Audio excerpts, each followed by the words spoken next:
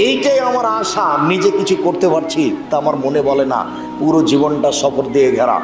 প্রতিষ্ঠান করতে এসে, শক্তভাবে কথা বলতে এসে দুই কান শুধু খালি মানুষের বদনাম আর গালি আর নিন্দে শুনল।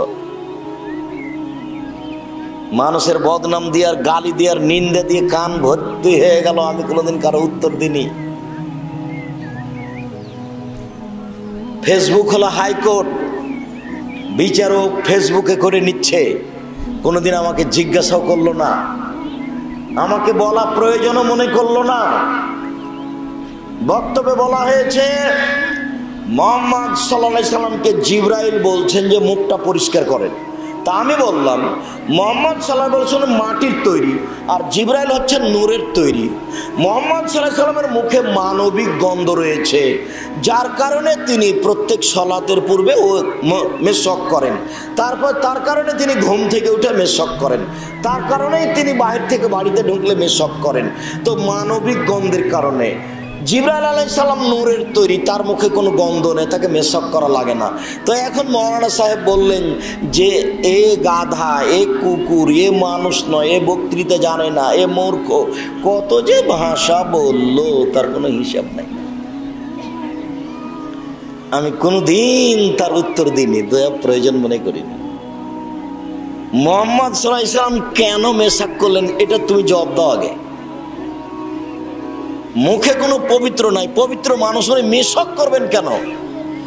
এত মেশক করতেন, মানুষ কোনোদিন এত মেশক করতে পারবে না, দাঁত পরিষ্কার করতে পারবে না।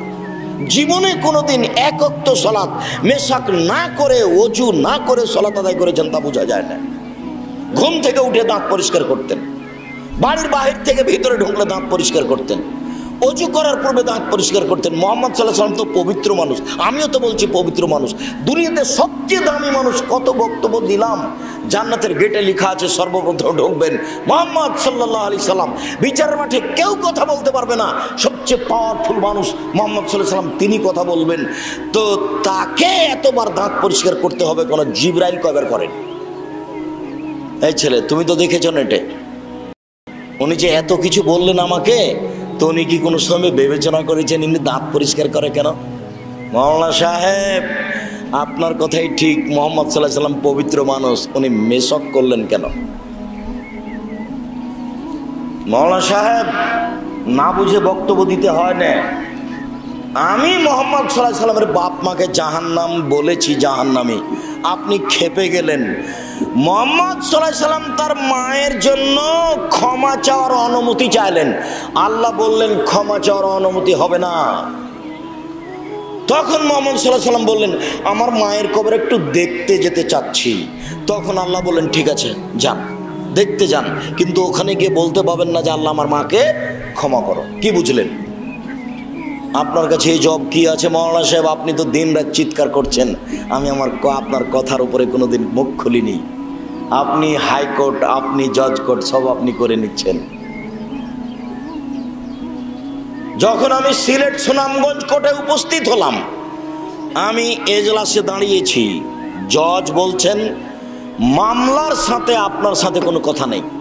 নথিটা এভাবে উল্টে রেখে দিলেন, দিয়ে বললেন আপনার সাথে কিছু কথা।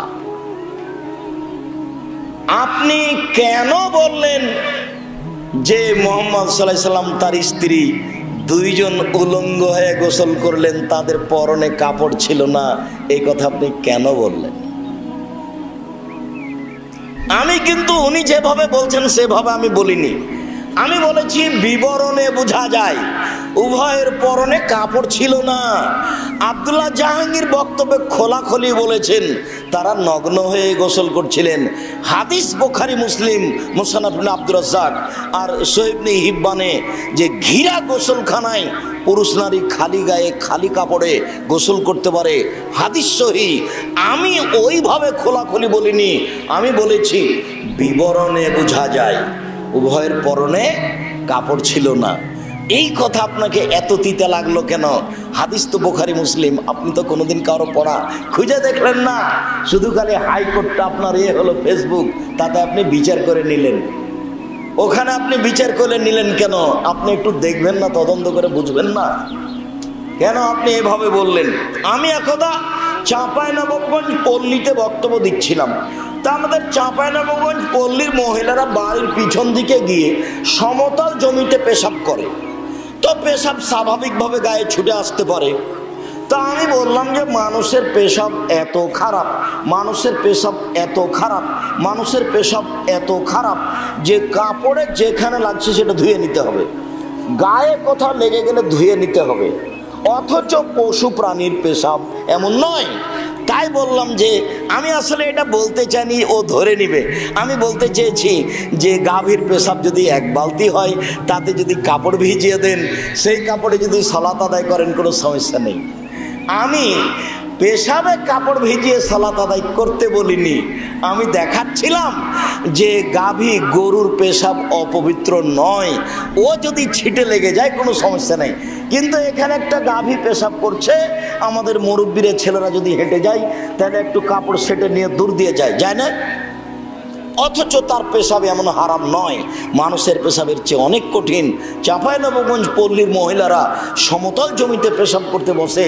আমি বলেছিলাম সব বাড়িতে টয়লেট করতে হবে, নইলে একটা বাঁশ কেটে একটু গর্ত খুঁড়ে তার উপরে বাঁশ একটা বিছিয়ে দাও, চতুর্দিকে চট দিয়ে ঘেরে দাও, তোমার মা, তোমার বউ, তোমার স্ত্রী ওখানে যে পেশাব করে আসুক, তাহলে পেশাবটা গায়ে এসে লাগবে না।